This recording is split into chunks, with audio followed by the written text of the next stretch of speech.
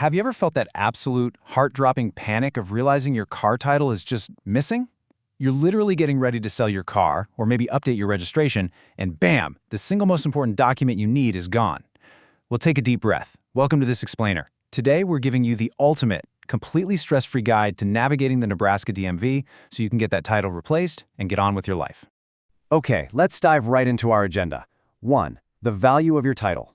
2. Step-by-step standard replacement. 3. Mutilated titles and mistakes. 4. Scenarios, out of state and inherited. 5. Last resort, bonded titles. And 6. Recap and legal disclaimer. Section 1. The value of your title. Why this piece of paper matters in Nebraska. Picture this. You've got a buyer coming over in exactly 2 hours. They have cash in hand. You confidently walk over to your filing cabinet, pull open the drawer labeled Auto, and nothing. Cue tearing the entire house apart, dumping out old shoeboxes, checking under the mattress, all while the clock is just ticking away. It's a highly relatable, incredibly stressful situation. And honestly, it perfectly highlights why securing this document before you actually need it is absolutely crucial. So, what exactly is this elusive piece of paper? Well, a certificate of title is the ultimate legal proof of vehicle ownership in Nebraska. It is the absolute gold standard. Without it, you cannot legally transfer ownership, you can't sell the car, and sometimes you can't even get it properly registered. And here's a wild but critical fact from the Nebraska DMV. Only one valid copy of a title can exist at any given time. That's how they prevent fraud and duplicate sales. Plus, Nebraska enforces a really strict 30-day window. When you buy a vehicle, that certificate of title has to be issued within 30 days of the purchase date. That timeline just proves how seriously the state takes this chain of ownership. Moving on to Section 2, Step-by-Step Standard Replacement, Mastering Form RV707A. Meet your new best friend, Form RV707A, the official application for duplicate certificate of title. And the really great news here? This form is super accessible. You can hop online and download it straight from the Nebraska DMV website right now. Or, if you prefer, just grab a physical copy in person at your local county treasurer's office. Let's break down the actual structure of this form. Because look, the state isn't just asking for all this data to be annoying, there's a very specific statutory logic behind it. Section 1 asks for your vehicle information, most importantly the VIN, that uniquely identifies the car in the state database to prevent registration cloning. Then, Section 2 demands your owner information, which basically proves you have the legal standing to even ask the government for a replacement in the first place. Section 3 covers lien status. Basically, if a bank owns a piece of your car, you have to declare it so they aren't bypassed. And finally, Section 4 is the notarization.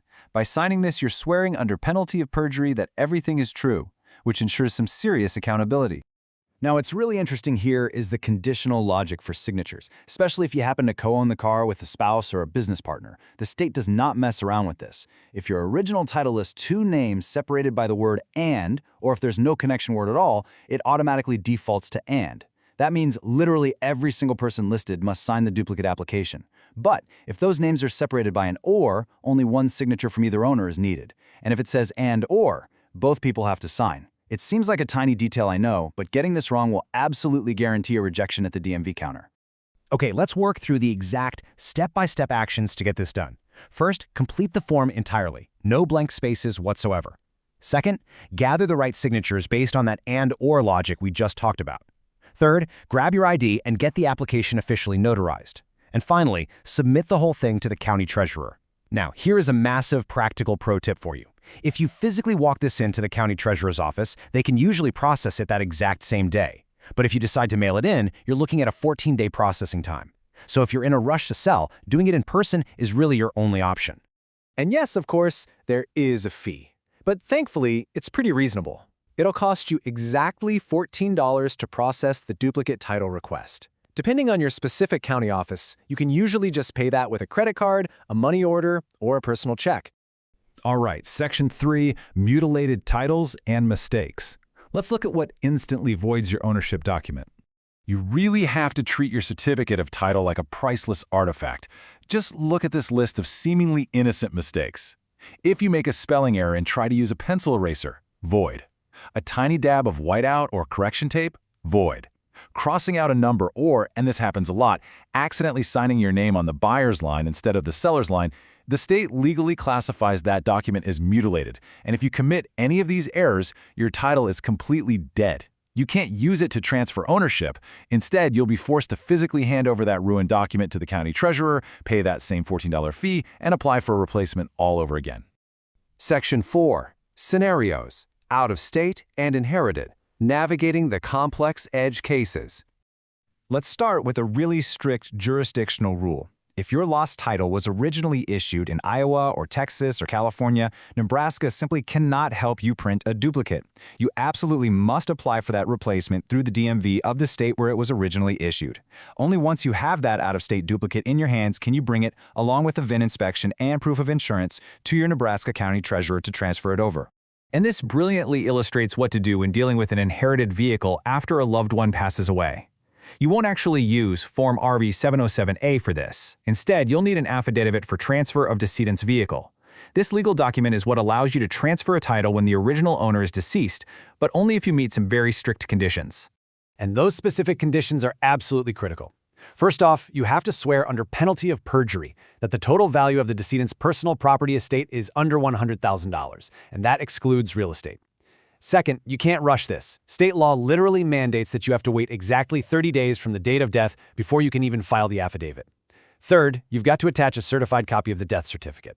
Once you've compiled all of that, you submit it with a slightly different fee, a $10 transfer fee to get the title legally in your name, all without needing a court-appointed personal representative. Section 5. Last resort. Bonded titles.